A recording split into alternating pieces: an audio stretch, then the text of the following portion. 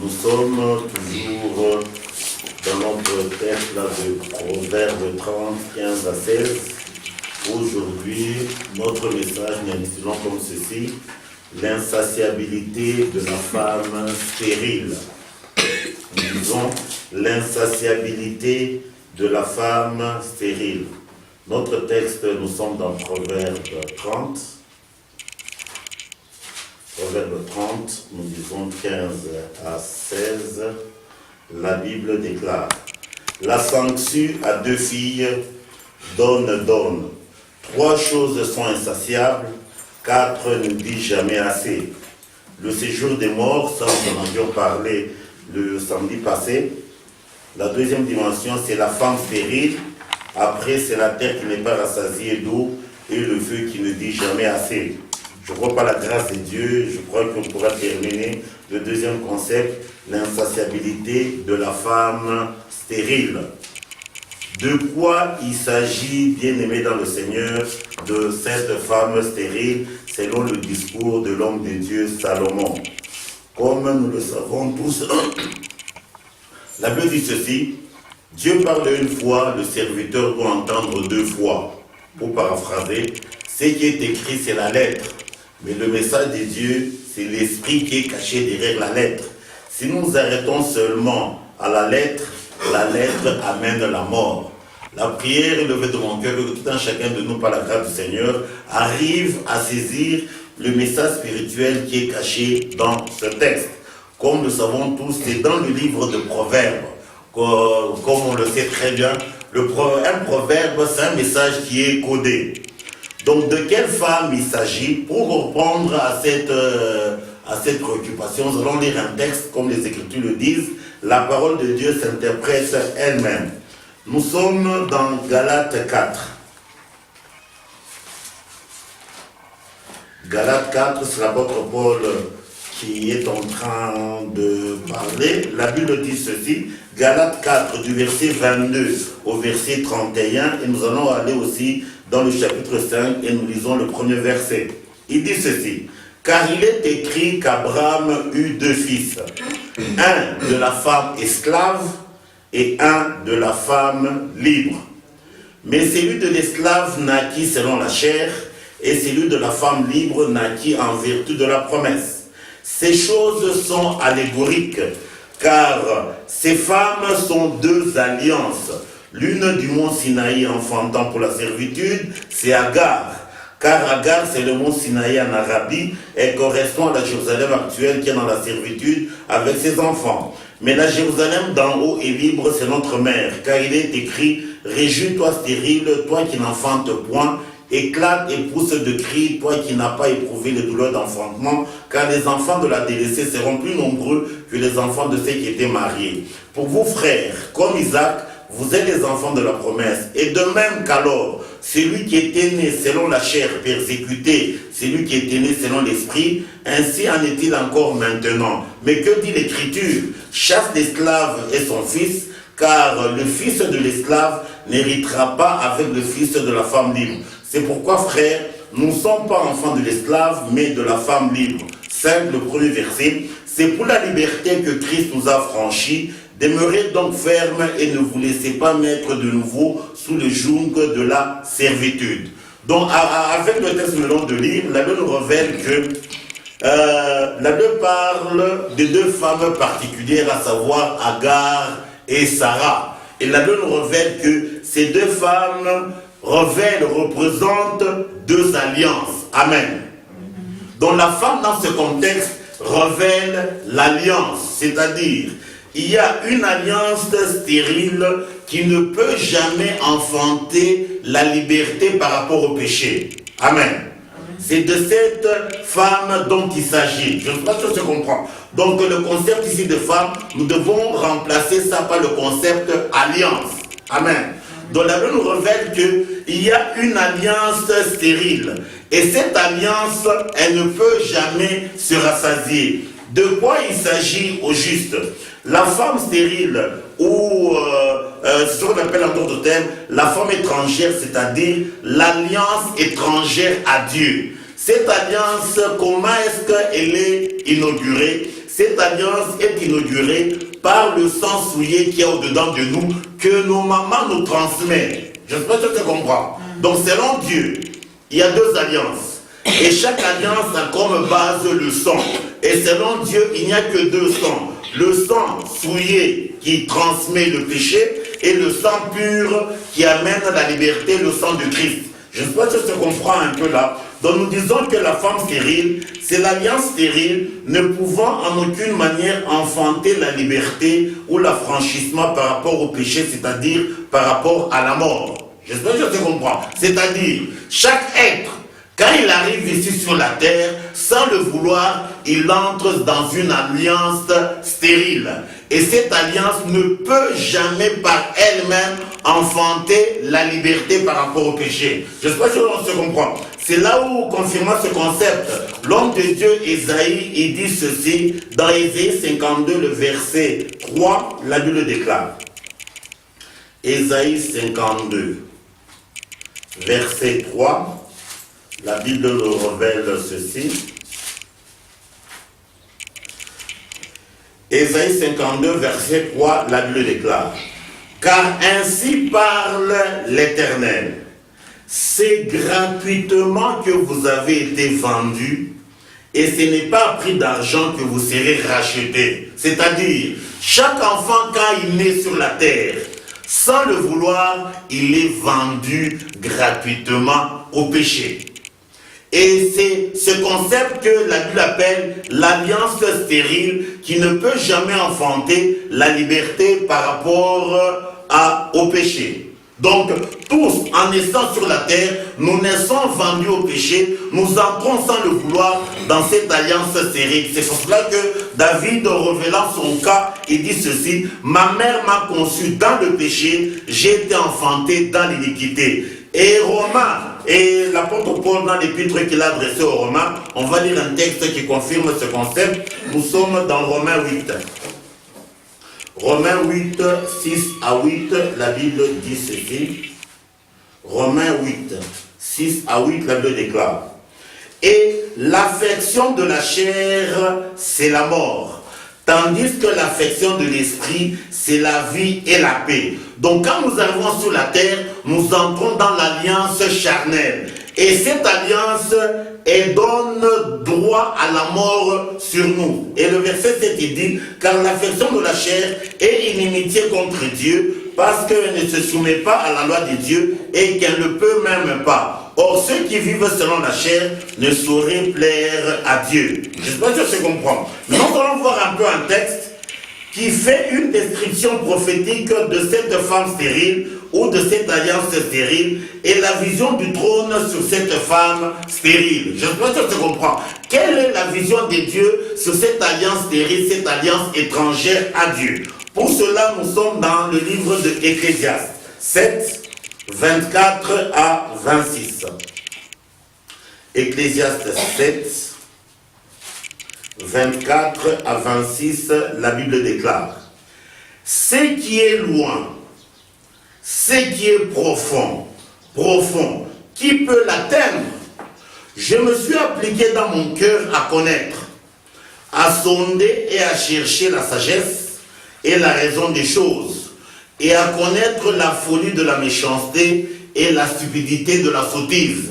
Donc la préoccupation de l'homme de Dieu, Salomon, c'était pour chercher un peu la sottise, la folie. Où est-ce qu'elle tire son origine? Je ne sais pas si on se comprend. Donc sa préoccupation, c'était de rechercher la raison des choses. Le verset 26 explicite ça, il dit ceci. J'ai trouvé plus amère que la mort la femme dont le cœur est un piège et un filet, et dont les mains sont des liens. C'est lui qui est agréable à Dieu lui échappe, mais le pécheur est pris par elle. Donc la femme dont il s'agit ici, c'est cette fameuse femme, l'alliance stérile. Amen. Donc l'homme de Dieu Salomon est en train de révéler que la mort physique n'est rien. Parce que la mort physique n'a pas la capacité de nous séparer d'avec Dieu. Mais par contre, cette femme stérile, cette alliance étrangère, elle a les capacités de nous séparer d'avec Dieu. C'est pour cela qu'il a pu dire que cette femme, elle est plus amère que la mort. Il dit ceci, j'ai trouvé plus amère que la mort la femme dont le cœur est un piège et un filet, et dont les mains sont des liens. C'est lui qui est agréable à Dieu lui échappe, mais le pécheur est pris par elle.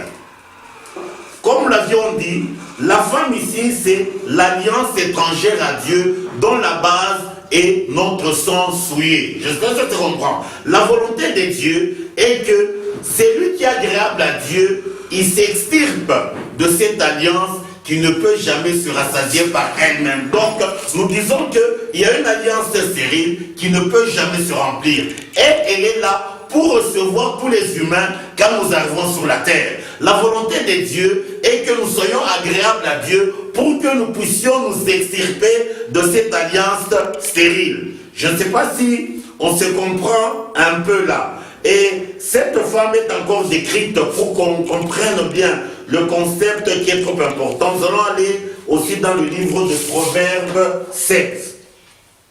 Salomon est encore en train de décrire cette alliance stérile. Nous sommes dans Proverbes 7. Nous allons lire à partir du premier verset. Il dit ceci. Proverbe 7. C'est un proverbe qui décrit très bien à la perfection cette femme stérile ou cette alliance étrangère. Nous lisons, « Mon fils, retiens mes paroles, garde avec toi mes préceptes, observe mes préceptes et tu vivras.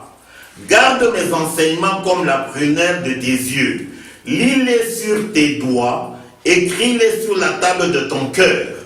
Dis à la sagesse, tu es ma sœur, et appelle l'intelligence ton ami, pour qu'elle te préserve de la femme étrangère, de l'étrangère qui emploie des paroles doucereuses.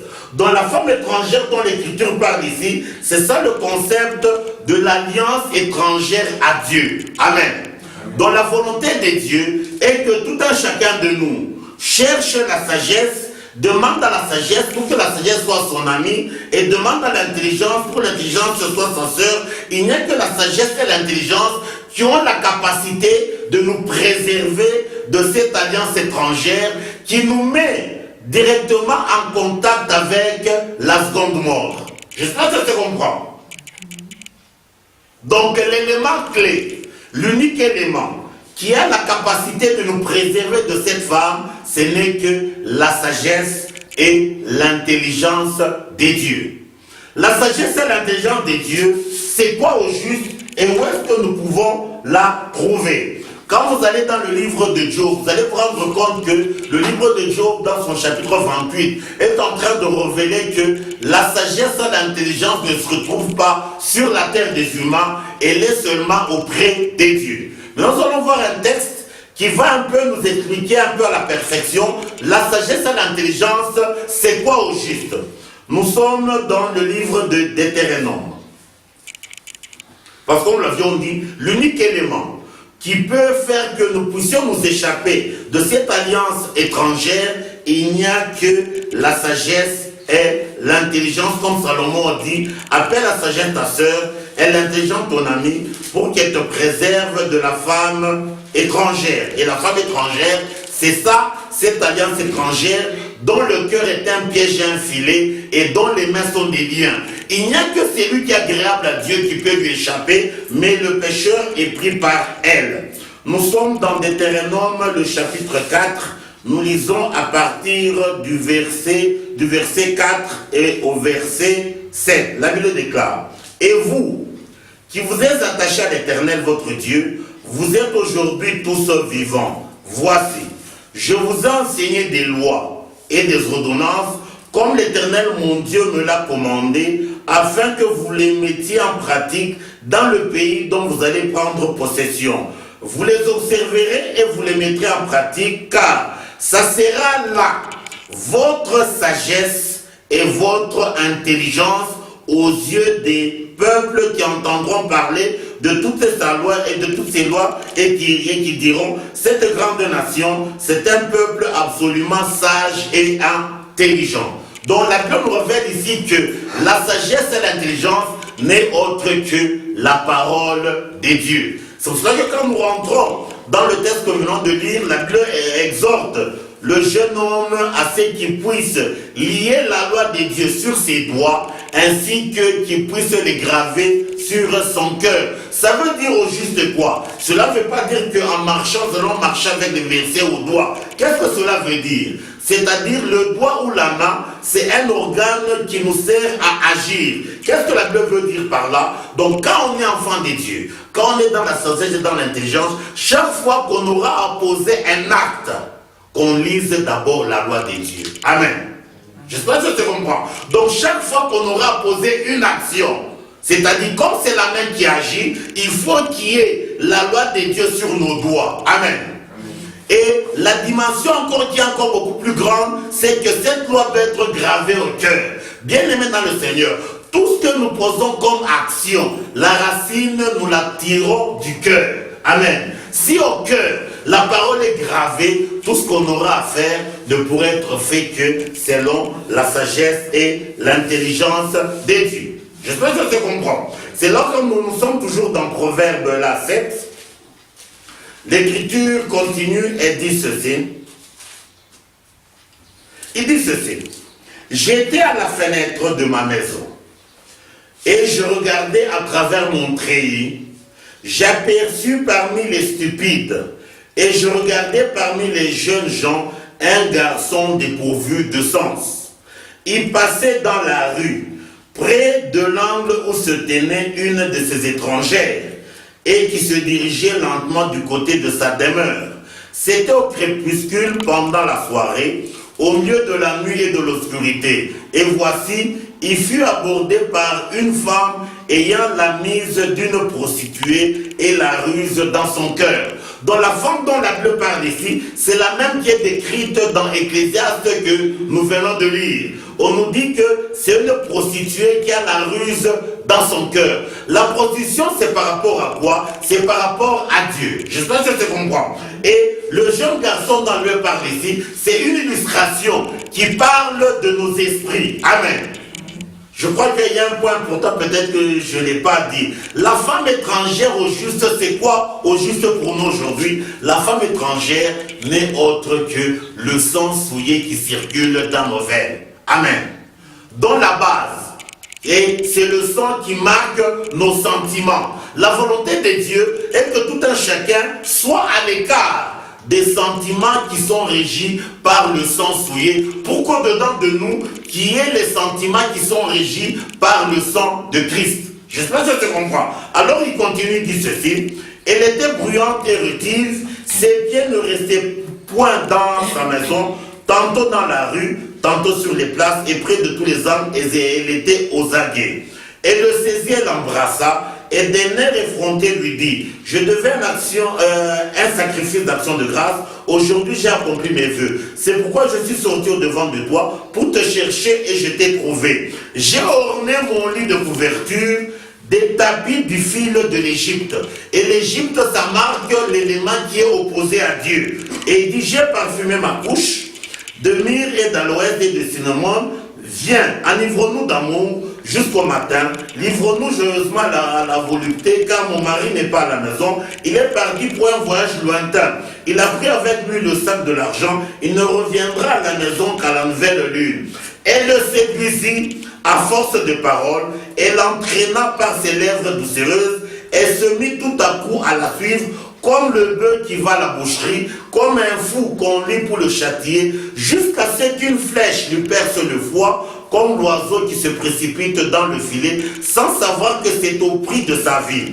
Et maintenant, mes fils, écoutez-moi, et soyez attentifs aux paroles de ma bouche. Ici, au verset 24, c'est la sagesse qui est en train de parler. Il dit que ton cœur ne se détourne pas vers les voies d'une telle femme, ne t'égare pas dans ses sentiers, car elle a fait tomber beaucoup de victimes et sont nombreux tous ceux qu'elle a tués. Sa maison, c'est le chemin du séjour des morts, il descend vers les demeures de la mort. Amen. Donc, la maison que donne notre sang, c'est la mort. il n'y a que la maison que donne le sang de Christ qui est la maison de vie. Je ne sais pas si tu comprends. Donc la femme étrangère dont l'Écriture est en train de parler au péché. Pour confirmer toujours ce concept, nous allons lire un autre texte dans Ésaïe 28, le verset 14. Ésaïe 28, 14. La Bible dit ceci. Ésaïe 28, 14, il dit ceci. Écoutez donc la parole de l'Éternel, mon cœur. Vous qui dominez sur ce peuple de Jérusalem, vous dites, nous avons fait une alliance avec la mort, nous avons fait un pacte avec le séjour des morts.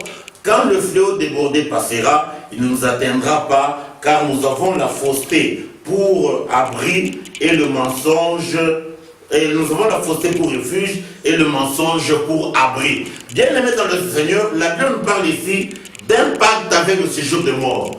Donc, il y a deux pactes avec le séjour des morts, le pacte conscient et le pacte inconscient.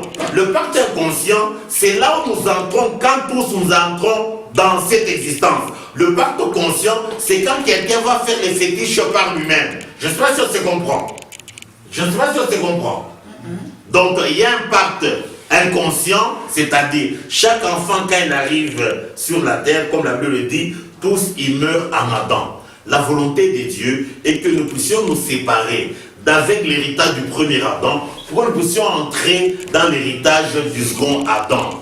Qui est Adam d'une manière pragmatique? Adam, c'est un terme spirituel qui veut dire le sang, comme on le dit très bien. La langue ici swahili procède de l'arabe et l'arabe procède de l'hébreu. Donc Adam, comme on le dit toujours, ça veut dire, comme on dit, on appelle les humains, binadam, amen. C'est-à-dire les gens qui tirent leur sang du premier Adam. La volonté de Dieu est que nous tirons notre sang du second Adam. Parce que le premier Adam, il transmet la mort. Il n'y a que le second Adam qui transmet la vie. Alors, je ne sais pas si on se comprend un peu sur ce concept. Nous allons rentrer toujours sur la fameuse alliance. Comment est-ce que l'alliance terrible, comment est-ce que le Seigneur l'a décrit dans une certaine dimension. Pour cela, nous allons aller dans le livre de Malachie, le chapitre 2. Nous sommes dans le livre de Malachie, le chapitre 2. Malachie 2, chapitre 2, nous lisons à partir du verset 11 jusqu'au verset 16. C'est un point très important. La Bible déclare. Judas s'est montré infidèle et une abomination a été commise en Israël et à Jérusalem, car Judas a profané ce qui est consacré à l'Éternel, ce qu'aime l'Éternel, il s'est uni à la fille d'un Dieu étranger. La Bible continue et dit, l'Éternel retranchera l'homme qui fait cela. C'est lui qui veille et qui répond, il le retranchera des tentes de Jacob. Il retranchera celui qui présente une offrande à l'Éternel des armées. Voici encore ce que vous faites. Vous couvrez de larmes l'autel de l'Éternel, des pleurs et de gémissements, en sorte qu'il n'a plus égard aux offrandes et qu'il ne peut rien agréer de vos mains. Et vous dites, pourquoi? Parce que l'Éternel a été témoin entre toi et la femme de ta jeunesse, à laquelle tu es infidèle, bien qu'elle soit la compagne et la femme de ton alliance. Nul n'a fait cela avec un geste de bon sens, un seul l'a fait. Pourquoi? Parce qu'il cherchait la postérité que Dieu lui avait promise. Prenez donc garde en votre esprit et qu'aucun ne soit infidèle à la femme de sa jeunesse. Car je hais la répudiation, dit l'Éternel, le Dieu d'Israël, et c'est lui qui couvre de violence son vêtement, dit l'Éternel. Prenez donc en votre esprit et ne soyez pas infidèles. Amen. Donc, la fille du Dieu étranger dont la Bible parle ici, c'est ça le concept de l'alliance qui est en corrélation avec les autres dieux et non avec le Dieu véritable.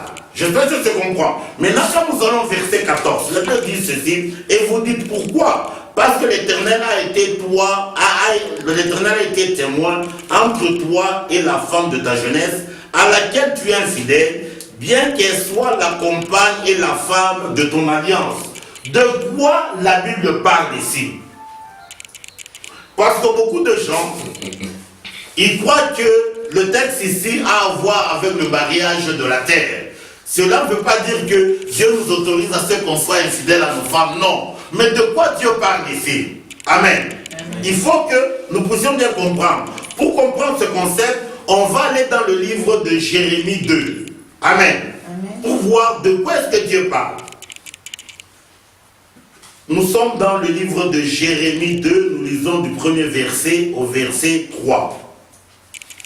Jérémie 2. L'Écriture dit ceci, 1 à 3. La parole de l'Éternel me fut adressée en ces mots. Va, crie aux oreilles de Jérusalem. Ainsi parle l'Éternel. Je me souviens de ton amour lorsque tu étais jeune, de ton affection lorsque tu étais fiancé, quand tu me suivais au désert dans une terre inculte. Israël était consacré à l'Éternel, il était les prémices de son revenu. Tous ceux qui en mangeaient se rendaient coupables et le malheur fondait sur eux, dit l'Éternel. Donc la femme dont l'Écriture parle, c'est l'alliance que Israël avait à l'égard de Dieu quand il était jeune, c'est-à-dire quand il était fidèle à Dieu. Amen. J'espère que tu comprends. Sur l'Écriture, il dit, va, crie aux oreilles de Jérusalem, ainsi parle l'Éternel. Je me souviens de ton amour lorsque tu étais jeune, de ton affection lorsque tu étais fiancé. C'est-à-dire, quand Israël était fiancé à Dieu, il était dans une affection intime avec Dieu, il était dans une alliance. Et c'est cette alliance que la Bible appelle la femme de ta jeunesse. Amen. C'est-à-dire, quand Israël était jeune, il était dans une alliance consacrée totalement à Dieu. C'est là où il dit, de ton affection lorsque tu étais fiancé, quand tu me suivais au désert dans une terre inculte. Israël était consacré à l'Éternel. Donc c'est une alliance de consécration totale à Dieu. Amen. Et quand on est dans cette alliance de consécration totale à Dieu, nous devenons les prémices du revenu de Dieu. Et tous ceux qui voulaient manger Israël, ils se rendaient coupables devant Dieu et le malheur de Dieu fondait sur eux. Amen. Donc la femme dont l'Écriture parle n'est autre que l'alliance quand on est dans l'amour des fiançailles avec Dieu. J'espère que ça se comprend un peu là-bas. Et pour bien comprendre un peu ce concept, on va voir une chose pour qu'on se comprenne bien, la fille de Dieu étranger, pour qu'on comprenne bien le concept. Et cela est bien révélé dans la vie de l'homme de Dieu Moïse. Amen. Moïse a été un Hébreu. Dieu s'est arrangé pour que Moïse se retrouve dans le palais de Pharaon comme étant le fils de la fille de Pharaon. Amen. Donc Moïse dans le palais de Pharaon, avec la fille de Pharaon, c'est l'image prophétique de l'existence de tout un chacun de nous. Où Moïse révèle notre esprit, la fille de Pharaon révèle notre sang et Pharaon révèle la chair. Amen. Quand nous allons dans Hébreux 11, 24 à 28, qu'est-ce que la Bible nous dit? Moïse devenu grand refusa d'être appelé fils de la fille de Pharaon. Hein, on peut lire ce texte pour qu'on se comprenne bien. Donc, nous sommes dans Hébreux 11, à partir du verset 24, la Bible dit ceci. C'est par la foi que Moïse, devenu grand, refusa d'être appelé fils de la fille de Pharaon, aimant mieux être maltraité avec le peuple de Dieu que d'avoir pour un temps la jouissance du péché, regardant l'opprobre de Christ comme une richesse plus grande que les trésors de l'Égypte, car il avait les yeux fixés sur la rémunération. Et la Bible continue, c'est par la foi qu'il quitta l'Égypte, sans être effrayé de la colère du roi, car il se montra ferme comme voyant celui qui est invisible. C'est par la foi qu'il fit la Pâque et l'aspersion du sang, afin que les sénateurs ne touchent pas au premier-né des Israélites. Donc nous regardons ici que si Moïse était resté toute sa vie comme étant fils de la fille de Pharaon, Moïse serait perdu. Amen. pour que Moïse soit sauvé, par la foi, quand il est devenu grand, il a divorcé avec l'alliance avec la fille de Pharaon pour aller vers l'opprobre de Christ. C'est-à-dire, sur le plan spirituel, Moïse a connu deux alliances. L'alliance de la mort par la fille de Pharaon, il lui fallait l'alliance de la circoncision par une autre femme, on va lire le texte, et l'autre femme, c'est ça qui représente l'alliance en Christ. Je sais que tu comprends. Ce concept, nous allons le lire dans le livre de Exode. Nous allons voir un peu qu'est-ce qui s'est passé dans la vie de Moïse avec Dieu quand il est parti au désert. Nous sommes dans Exode 4. Exode 4. Nous lisons du verset Exode 4, 24 à 26, la Bible déclare. Pendant le voyage, en un lieu où Moïse passa la nuit, l'Éternel l'attaqua et voulut le faire mourir. Je ne sais pas si on suit un peu très bien ce texte. La Bible le dit ici, Séphora prit une pierre aiguë, coupa le prépuce de son fils et le jeta aux pieds de Moïse en disant, tu es pour moi un époux de sang. Et l'Éternel le laissa. C'est alors qu'elle dit, époux de sang à cause de la circoncision. Amen. Donc ici, la Bible révèle un mystère. C'est-à-dire, quand Séphora a fait la circoncision de son fils, la Bible appelle cette scène l'alliance de la circoncision. Donc avant cette scène, Moïse, quand il était chez Pharaon, il était dans l'alliance de l'incirconcision.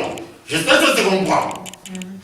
Donc il existe deux alliances. L'alliance de l'incirconcision et l'alliance de la circoncision. La volonté de Dieu est que nous puissions quitter l'alliance de l'incirconcision pour que nous puissions entrer dans l'alliance de la circoncision.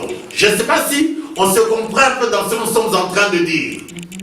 Donc c'est pour cela que, avant de rentrer dans le concept de l'incirconcision, de la circoncision, on va s'arrêter sur un grand signe prophétique de l'alliance féconde ou la vigne féconde qui est opposée de l'alliance stérile. Je ne sais pas si tu comprends. Pour cela, nous allons aller dans les psaumes 128. On avait déjà lu le texte, mais on va rentrer un peu dans le concept du grand signe de cette alliance. Nous sommes dans psaume 128. Nous lisons du premier verset au verset 4. L'Écriture déclare, cantique de décret. Heureux tout homme qui craint l'Éternel, qui marche dans ses voies. Tu jouis alors du travail de tes mains, tu es heureux, tu prospères. Ta femme est comme une vigne féconde dans l'intérieur de ta maison. Tes fils sont comme des plants d'olivier autour de ta table. C'est ainsi qu'est béni l'homme qui craint l'Éternel. Donc la bénédiction des dieux bien-aimés n'a rien à voir avec des biens matériels. La bénédiction des dieux, quand nous entrons dans l'alliance dont la base est la vigne féconde. Et la vigne féconde n'est autre que le sang que le Seigneur a aspergé à la croix de Golgotha. J'espère que tu comprends un peu là-bas. Maintenant, nous allons voir un peu quelle est la déclaration de Christ sur cette alliance. Nous sommes dans Luc 22, 19 à 20. Luc 22. Luc 22, 19 à 20, la Bible déclare. C'est le Seigneur qui parle, là on parle du Seigneur. Ensuite, il prit du pain, et après avoir rendu grâce, il le rompit et leur donna en disant, ceci est mon corps qui est donné pour vous, faites ceci en mémoire de moi. Il prit de même la coupe après le souper et la leur donna en disant, cette coupe est la nouvelle alliance en mon sang qui est répandue pour vous. Amen. Donc la vraie alliance, c'est l'alliance dont la base est le sang de Christ. Maintenant, cette alliance, quelle est sa base? L'alliance dont la base est le sang de Christ, la Bible le dit dans 1 Corinthiens 5,7. On va lire un peu ce concept. 1 Corinthiens 5,7.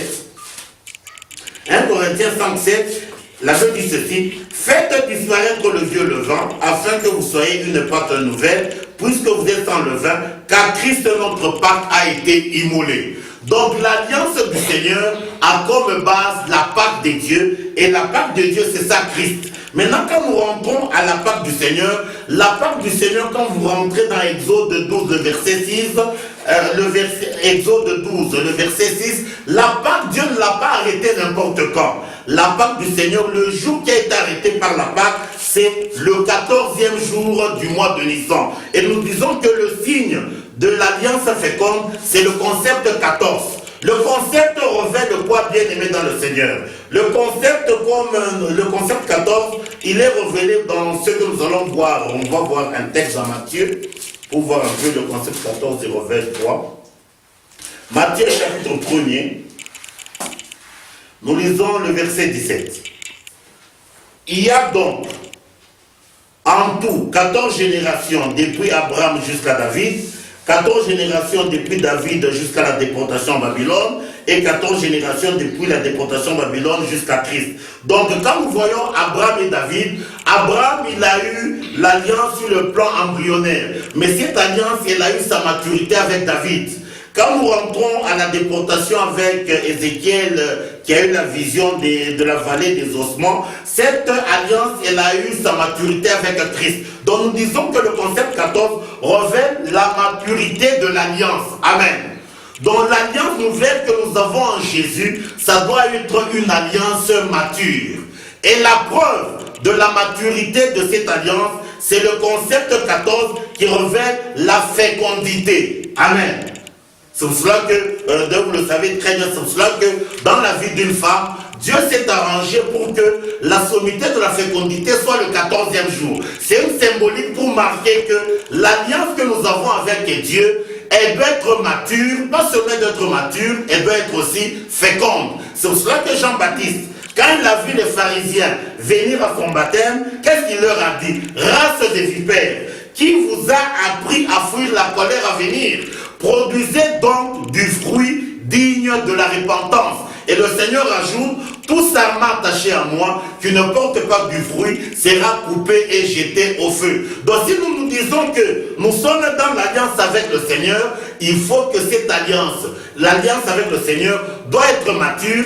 Et la preuve de la maturité, c'est la fécondité que cette alliance doit amener. Je ne sais pas si je comprends. C'est pour cela que même sur le plan humain, entre un homme et une femme, les éléments qui marquent qu'un homme et une femme sont ensemble, ce sont les enfants. Quand un enfant est là, même quand il y a divorce, on ne peut pas se partager l'enfant. Amen.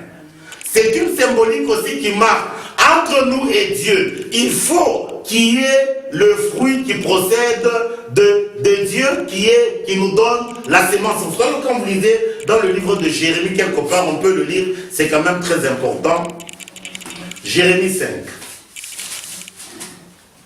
Le Seigneur est en train de se poser la question, pourquoi est-ce qu'il peut accorder le pardon aux gens? Nous sommes dans Jérémie 5.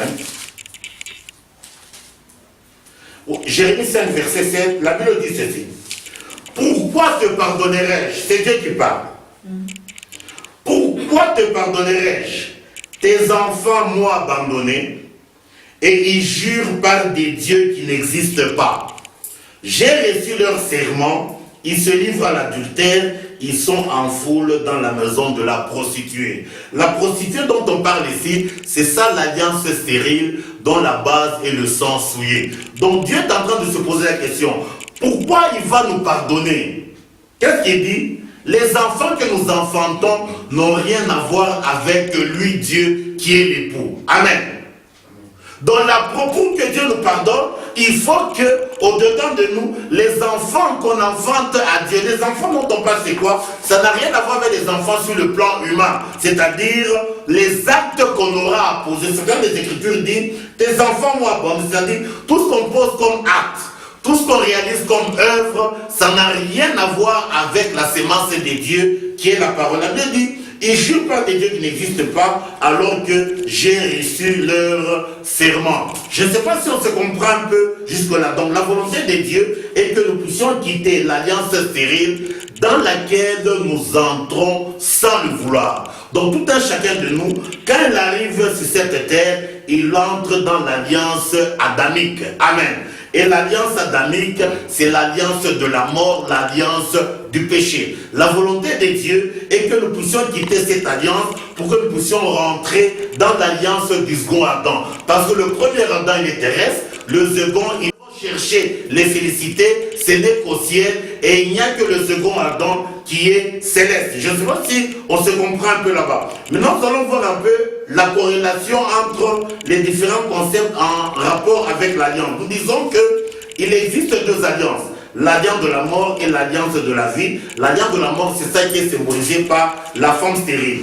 En dehors, donc, une autre symbolique, il existe deux attachements, c'est-à-dire l'attachement à la chair, c'est ça la mort, et l'attachement à l'esprit, c'est ça la vie. Il existe encore deux sacerdoces. Le sacerdoce à la chair, dont le sacerdoce refait l'adhérence, il y a le sacerdoce à la chair et le sacerdoce à l'esprit. Et comme nous avions parlé les deux Adams, on parle même, il existe deux vignes.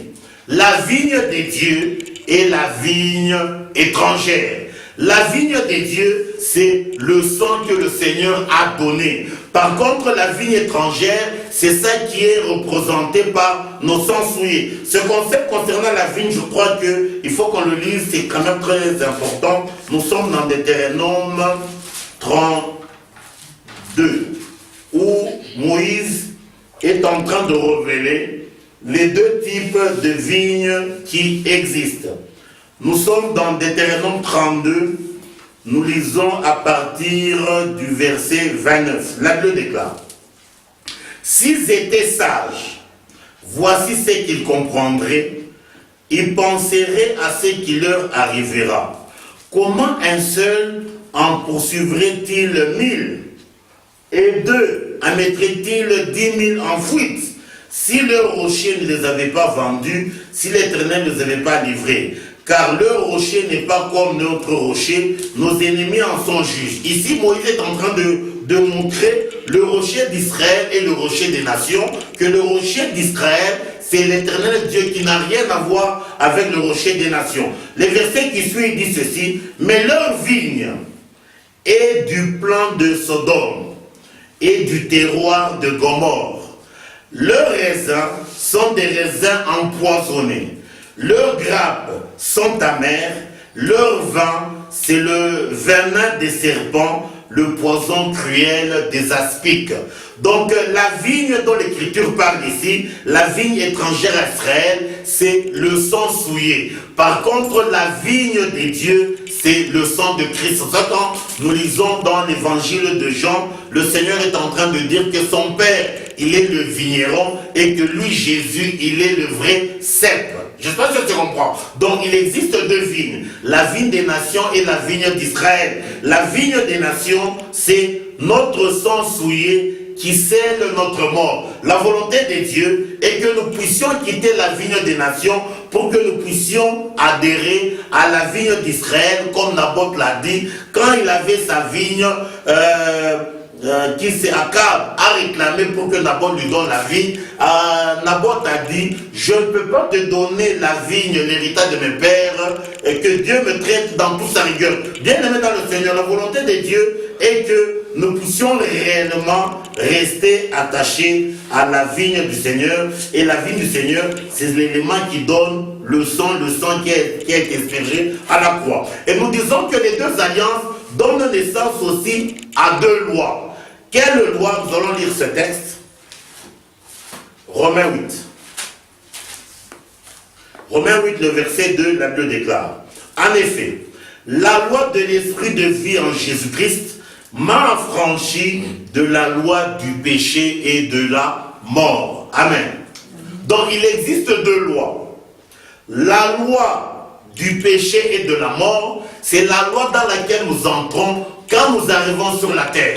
La volonté de Dieu est que nous puissions divorcer avec cette loi pour que nous puissions rentrer dans la loi de l'esprit de vie qui est en Jésus-Christ. C'est ce que la Bible appelle dans le livre, dans l'épître de Jacques. L'épître de Jacques dit ceci: c'est lui qui aura plongé son regard dans la loi parfaite, la loi de la liberté, et qui aura persévéré, n'aidant pas un auditeur oublieux, se mettant en œuvre, celui-là sera réellement heureux dans son activité. Et même quand nous allons dans le livre des psaumes 19, l'Écriture est en train de dire que la loi de Dieu est parfaite et restaure l'âme. La loi de Dieu, c'est laquelle? C'est la loi qui a animé le Seigneur Jésus, la loi du renoncement. Amen. Bien aimé dans le Seigneur, la loi de Dieu, c'est la loi du renoncement, comme Jésus l'a dit. Si quelqu'un veut venir vers moi, s'il ne renonce pas à lui-même, il ne peut en aucune manière être mon disciple. Donc nous disons que les deux alliances, les deux affections, les deux Adams sont révélés d'une manière excellente par l'existence d'Abraham et d'Abraham. Amen. Parce que ces choses ici sont des choses spirituelles. Comme étant des choses spirituelles, Dieu a voulu mettre à notre disposition le matériel didactique. Et le matériel didactique de ces deux alliances, c'est Abraham et Abraham. Je ne sais pas si ça se comprend. Nous allons donc, Abraham et Abraham révèlent les deux concepts. Nous allons lire un texte qui confirme cela. Nous sommes dans Ésaïe 51, 1 à 2. Ésaïe 51, 1 à 2. Ésaïe 51, 1 à 2, la Bible déclare: écoutez-moi, vous qui poursuivez la justice, qui cherchez l'Éternel. Portez le regard sur le rocher d'où vous avez été taillé et sur le creux de la fosse d'où vous avez été tiré. Donc le rocher, c'est Christ. La fosse, c'est le creux qui a été pratiqué dans ses côtes. Quand on a percé ses côtes, trois choses sont sorties: l'eau, l'esprit et le sang. La volonté de Dieu est que nous puissions naître d'eau et d'esprit. Quand la Bible parle, si quelqu'un est né d'eau et d'esprit, ça n'a rien à voir avec l'eau de baptême. C'est l'eau qui est sortie des côtes du Messie. Il continue: portez le regard sur Abraham, votre père, et sur Sarah qui vous a enfanté, car lui seul je l'ai appelé, je l'ai béni et multiplié. Donc, Abraham avec Sarah révèle la deuxième alliance par Christ. Par contre, Abraham avec Agar révèle la première alliance. C'est pour cela que Abraham avec Agar, ils ont donné naissance à Ismaël. Par contre, Abraham avec Sarah, ils ont donné naissance à Isaac. Je ne sais pas si on se comprend un peu sur ce concept. C'est pour cela que nous disons que Abraham et Agar, c'est la révélation de l'alliance de la servitude au péché et à la mort, scellée par le sang souillé du premier Adam.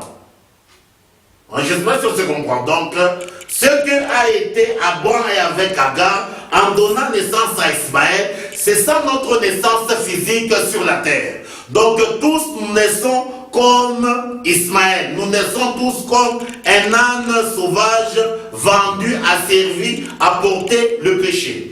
C'est pour cela que 1 Corinthiens 15, 22 déclare. 1 Corinthiens 15, 22. 1 Corinthiens 15, 22, c'est un texte quand même important. Il dit ceci, 1 Corinthiens 15, 22, la Bible déclare: et comme tous meurent en Adam, de même aussi tous revivront en Christ. Donc c'est par Adam que la mort a été répandue à tous les humains. Donc la volonté de Dieu est que nous puissions fuir l'alliance du premier Adam pour que nous puissions entrer dans l'alliance du second Adam. Et l'alliance du premier Adam, elle est imagée par donc le mariage Abraham et Agar. Je ne sais pas si je comprends. Donc, c'est pour ça que nous sommes toujours dans 1 Corinthiens 15, là nous disons 45 à 49. Toujours 1 Corinthiens 15. 45 à 49, il est dit ceci. C'est pourquoi il est écrit: le premier homme, Adam, devint une âme vivante, le dernier Adam est devenu un esprit vivifiant. Mais ce qui est spirituel n'est pas le premier, c'est ce qui est animal, et ce qui est spirituel vient ensuite. Le premier homme tiré de la terre est terrestre, le second homme est du ciel.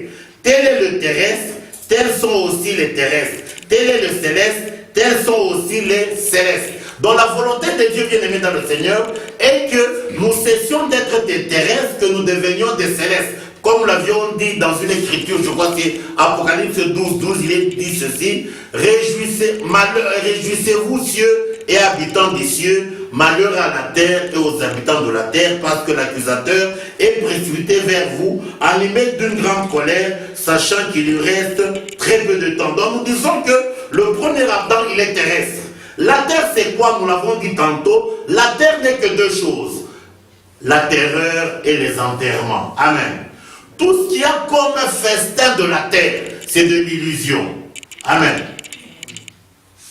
Les félicités, c'est les qu'au ciel. Amen. C'est pour cela que le Seigneur Jésus, quelle est la recommandation qu'il nous donne? Il dit, cherchez premièrement le royaume des cieux et sa justice. C'est pour ça que le Seigneur en venait ici sur terre. Je vais donner une illustration pour qu'on se comprenne bien. L'homme, il est égal à quoi ou à qui? L'homme, il est égal au malheur, à la souffrance, à la terreur. C'est Dieu seul qui est égal au festin. Jésus en venant sur la terre, c'est Dieu qui a envoyé Jésus pour extirper l'homme de son malheur afin de l'introduire dans le festin des dieux. J'espère que tu comprends. Oui. Donc tout homme, quel que soit le niveau social, quel que soit le niveau intellectuel, l'homme c'est le malheur. Comme Salomon le dit, tous les jours de l'homme sur la terre ne sont que détresse, angoisse et tribulation. Même la nuit, le cœur ne se repose pas. C'est Jésus qui est l'antidote au malheur de l'homme pour extirper l'homme de son malheur afin de l'introduire dans le festin des dieux. C'est pour ça que nous disons qu'il n'y a qu'au ciel qu'il y a des félicités. C'est pour ça que l'apôtre Paul dit, si notre espérance est seulement dans ce siècle, nous sommes les hommes les plus malheureux de tous les hommes. En quoi consiste le malheur de l'homme? Parce que le malheur de l'homme a comme soubassement une loi que Dieu a établie. Quelle est la loi que Dieu a établie? La loi que Dieu a établie, c'est que le sang que le premier Adam nous a transmis, c'est un sang qui est assujetti à la poussière, assujetti à la mort. Amen. J'espère que tu comprends. On va lire ce texte pour qu'on se comprenne très bien. Ce soir, on va lire Lévitique 3, 17. Lévitique 3, 17 dit ceci.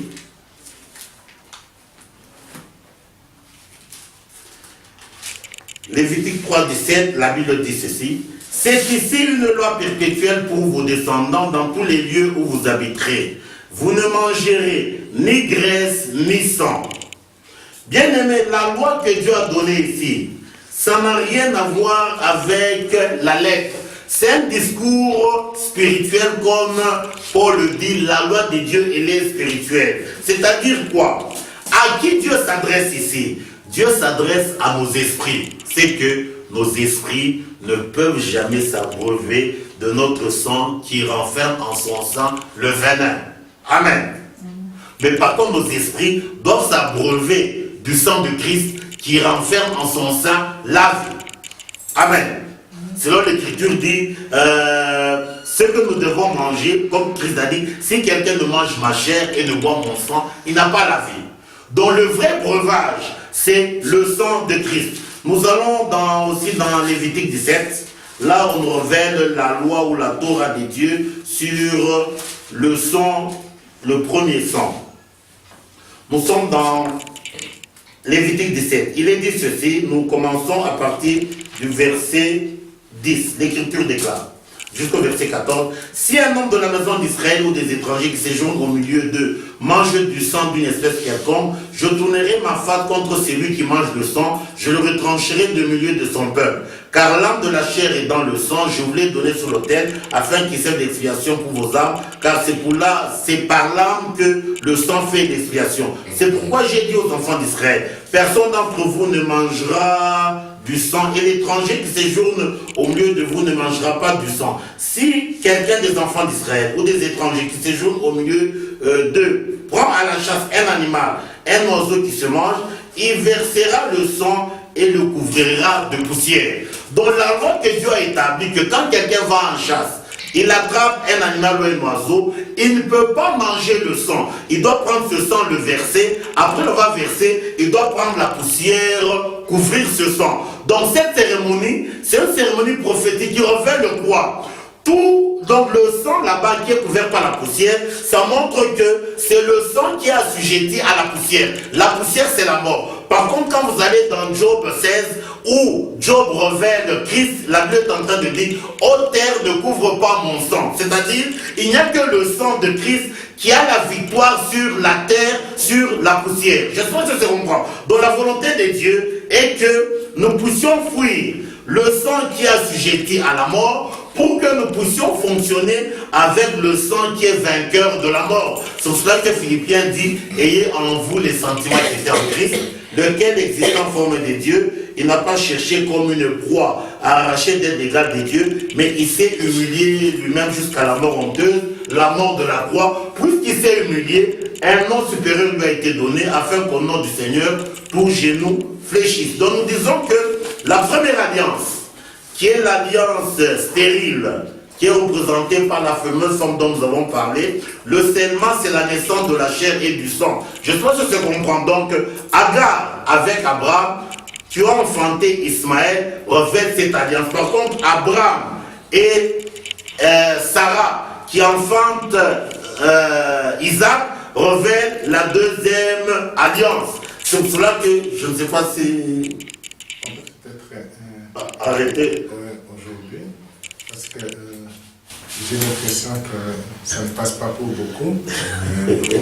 Nous qui connaissons ce discours, nous l'écoutons bien. Mais pour d'autres, je crois qu'on peut y aller provisoirement.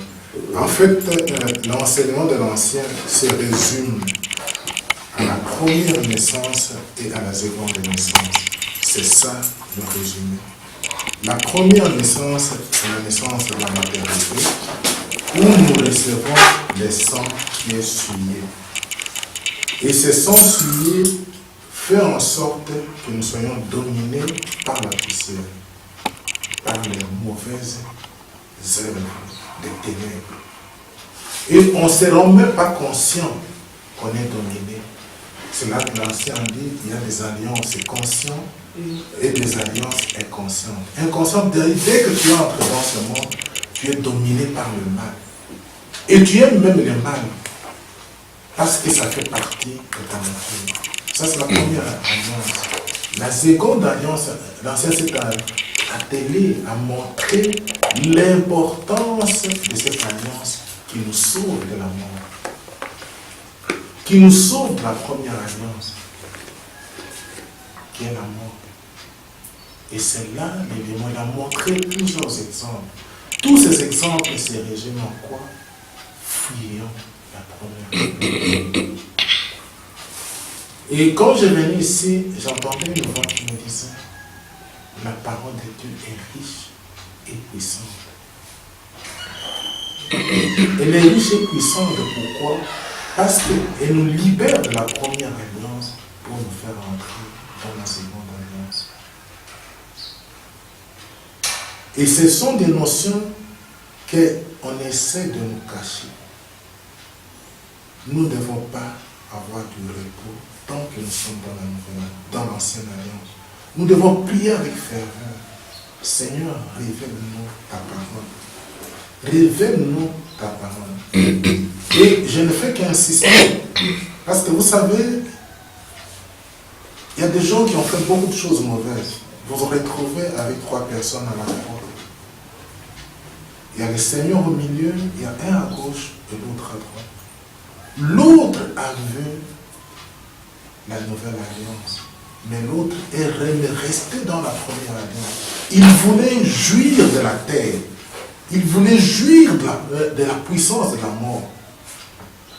Vous n'avez qu'à voir, mes bien-aimés, comment les gens réjouissent quand ils font le mal, quand ils tuent, parce qu'on ne le voit pas.